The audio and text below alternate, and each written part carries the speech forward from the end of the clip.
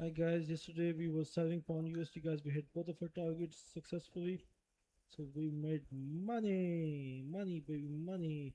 Anyways, so guys, what are we going to do today? That is the main question, and that is in the daily chart guys. We are at the support level of the full, oh sorry, let's get rid of all of these points. On the daily chart guys, we are at the support area on the 4 edge.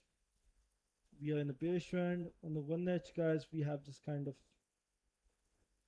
rebellion of the bulls.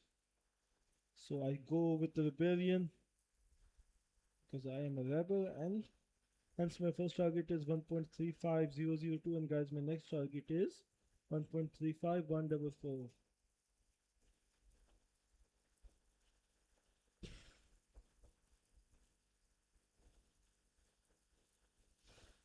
And guys, if the price breaks below 1.34798, as we know the trend is over bearish, so the previous low would be the minimum target, which is located at 1.34551. So guys, if you want to know the why, you have to struggle in trading guys. Even if I tell you why, you won't understand. Okay guys, wishing you guys the best of luck.